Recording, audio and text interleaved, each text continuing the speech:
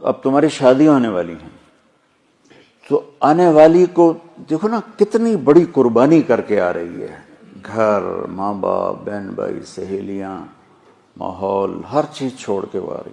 تم آتے ہی اس کو کڑاہی میں ڈال دو تو اس کا کیا حال ہوگا. اور جتنی کوئی مشین قیمتی ہوتی ہے اس کی ڈائی اس سے بھی قیمتی ہوتی ہے. ڈائی سانچہ انگریزی میں ڈائی کہتے ہیں، اردو میں سانچہ.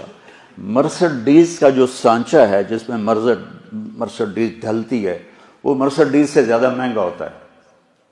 اس پہ کوئی ذرا بھی خراش آ جائے نا اس کو تبدیل کر دیتے ہیں، نیا لگاتے ہیں. یہ جو 2-3 سال ایک ہی ماڈل چلتا ہے کہ نیا ماڈل لانے کے لیے کروڑوں ڈالر پھر خرچ کرنے پڑتے ہیں کہ نئی ڈائی بنانی ہوتی ہے، نیا سانچہ بنانا ہوتا ہے. اس لیے 3 سال ایک ہی ماڈل چلتا ہے.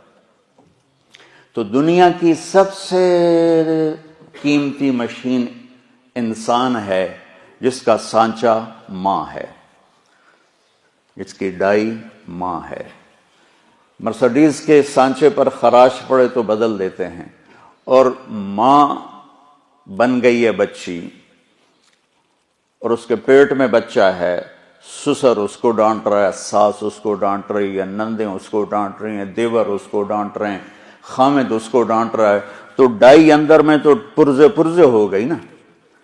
آج کل بچے پیدائشی ڈپریشن کا شکار ہیں کہ ماؤں پر وہ تشدد ہوتا ہے ماحول. کہیں اس کا الٹ بھی ہو جاتا ہے لیکن وہ بہت کم ہے کہ آنے والی بڑی زوردار ہوتی سارے نے بلا لیں گی، لیکن یہ بہت کم ہے. زیادہ یہی ہے کہ آنے والی ایک عذاب میں پھنس جاتی. تو اس لیے میں نے کہا بیٹا ہمارا دین ہمیں کہتا ہے کہ لڑکا بھی گھر چھوڑے لڑکی بھی گھر چھوڑے اور اپنا الگ گھر بسائیں تاکہ 2 کے مسائل ہوں. اب جو بیچاری جاتی ہے وہ سارے گھر کی خدمت اس کے ذمہ ہو جاتی، ماں کی بھی کرے، ساس کی بھی کرے، سسر کی بھی کرے، اور خامند کی بھی کرے، خامند کی بہنوں کی بھی کرے، گھر کے برتن بھی صاف کرے، جھاڑو بھی دے، سارے کام اس کے ذمہ ہوتے. یہ ماحول کیسے آنکھوں پہ پٹی باندھ دیتا ہے.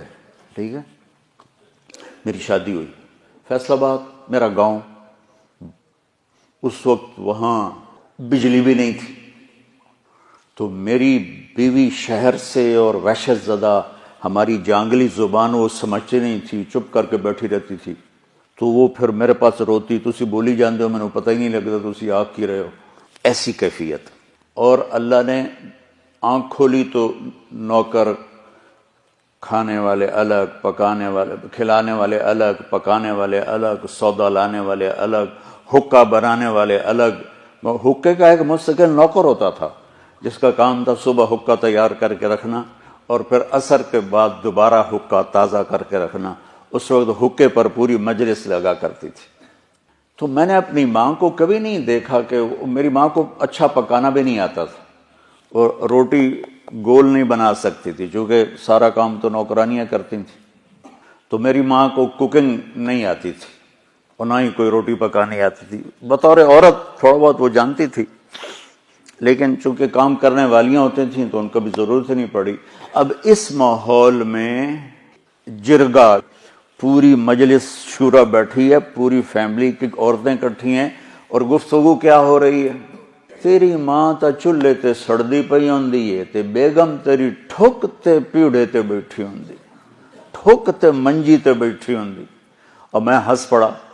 میں نے کہا میری ماں کداں چولہے تے سڑی؟ میں نے کہا میں ہمیں تا اسے ماں چو جمیا، میری ماں نو تو ہن تائیں پکاونا نہیں آمدا تو کداں چولہے تے سڑی ہے جو میری بیگم جیڑی ہو ٹھک تے بیٹھی تے ماں چولہے تے سڑدی پئی. میری ماں صرف نگرانی کے لیے جاتی تھی کیا پک رہا ہے کیا ہو رہا ہے بس. یا جب کھانا تیار ہو جاتا تھا تو نوکروں کو تقسیم کرنا، ڈیرے والوں کو تقسیم کرنا، مہمانوں کو تقسیم کرنا، گھر میں اپنے ہمیں یعنی بچوں کو دینا. یہ ماحول ہے کہ سب کچھ ہوتے ہوئے بھی ڈیمانڈ ہے کہ اے بھی جھاڑو پکڑ کے شروع ہو جائے.